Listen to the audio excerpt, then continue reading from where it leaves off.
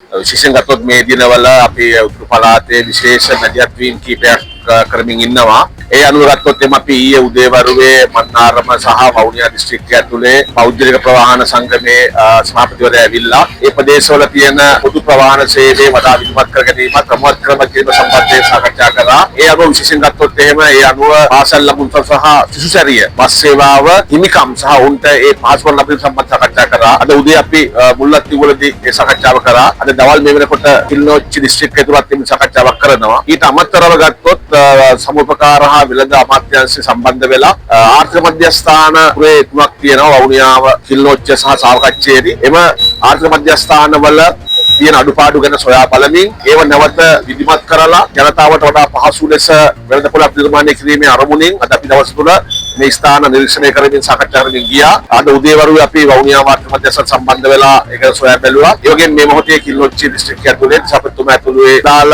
පරිපාලන කමිටුව සාකච්ඡා කරා. අපි හිතනවා මේ භූමිය සහ මේ ස්ථානය ඉතා වටිනා ආර්ථික මධ්‍යස්ථානයක්. ඒ වගේම මෙතන මම හිතන්නේ දකුණට සහ අනිත් දිස්ත්‍රික්කවලට විශේෂයෙන් ගත්තොත් උතුරේ වගාවන් වල නිෂ්පාදනය බෙදා ගන්න පුළුවන්. ඒ නිසා අපේ විශේෂයෙන් අමාත්‍යාංශයට උත්සාහ කරමින් ඉන්නවා. මේ තිබිලා තියෙන අඩුපාඩුකම් මගහැරලා මේ තවස් රාජ්‍ය මධ්‍යස්ථීම කරලා මේ වහලා තියෙන කඩකාමර විවෘත කරලා මෙතෙන්ද මේ ප්‍රදේශයේ ගොවියන්ගේ නිෂ්පාදන ගෙනල්ලා ඒ වගේම දකුණේ නිෂ්පාදන මෙතෙන්ද ගෙනල්ලා ඒවා මේ තුල විකුණන්නත් මේ නිෂ්පාදනය නැවත දකුණට යන කිරීම සඳහා වෙච්ච මධ්‍යස්ථාන ලෙස මේක ආරම්භ කරන්න බලාපොරොත්තු වෙනවා. ඒ වෙනුවෙන් රජය අමාත්‍යාංශ නිලධාරී කණ්ඩායම් මේ දිනවල විශේෂයෙන් මේකට වැඩිපත් වෙනවා.